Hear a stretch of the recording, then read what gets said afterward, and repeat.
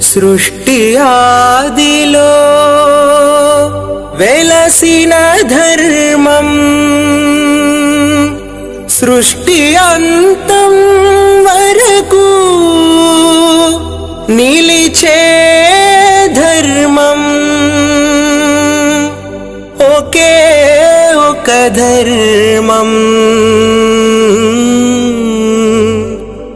అదే సనాతన ధర్మం. కులమన్నది మన జీవన వృత్తిరా, మతమన్నది మన దైవిక శక్తిరా. కులమన్నది మన జీవన వృత్తిరా, మతమన్నది మన దైవిక శక్తిరా. మనమంతా హిందువులం, ఒకరికొకరు బంధువులం, విడివిడిగా బిందువులం, ఏకమైతే సింధువులం. దుష్టమతాల దాడులకు బెదిరిపోనిది, గుళ్ళు గోపురాలు కూల్చిన చెదిరిపోనిది, ప్రాణాలు తీసినా మాసిపోనిది, మానాలు దోచినా మారిపోనిది.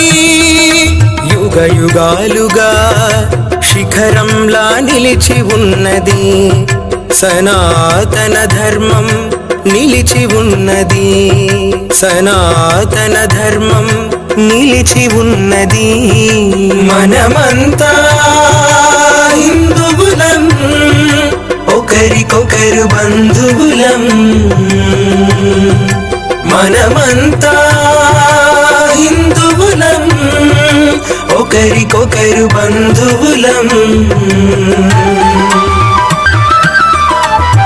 అంధకార రోజులలో దుర్మదాంధుల పాలనలో ఇంటింటా గుడులే వెలసి, గుండె గుండెలో దైవం వెలిగి, సనాతన ధర్మం భరతావనిలో సుస్థిరమై ఉన్నది. నేడు ప్రపంచ వ్యాప్తమై ప్రజ్వరిల్లుతున్నది. సనాతనం హైందవం నిరంతరం మహోన్నతం. సనాతనం హైందవం నిరంతరం మహోన్నతం. మనమంతా హిందువులం, ఒకరికొకరు బంధువులం.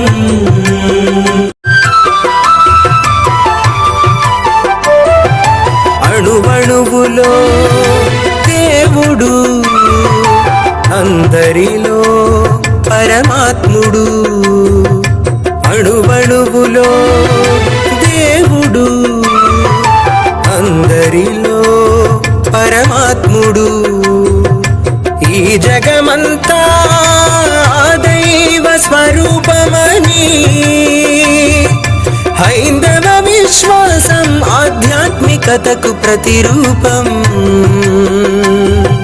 హిందువుగా జన్మించుటే మహాపుణ్యం, హిందువుగా జీవిస్తే బ్రతుకు ధన్యం. మన సనాతన ధర్మం నిత్యం సత్యం, సతతం శాశ్వతం. కులమన్నది మన జీవన వృత్తిరా, మతమన్నది మన దైవిక శక్తిరా. కులమన్నది మన జీవన వృత్తిరా, మతమన్నది మన దైవిక శక్తిరా. మనమంతా హిందువులం, ఒకరికొకరు బంధువులం, విడివిడిగా బిందువులం, ఏకమైతే సింధువులం. కులమన్నది మన జీవన వృత్తిరా, మతమన్నది మన దైవిక శక్తిరా. మనమంతా హిందువులం, ఒకరికొకరు బంధువులం.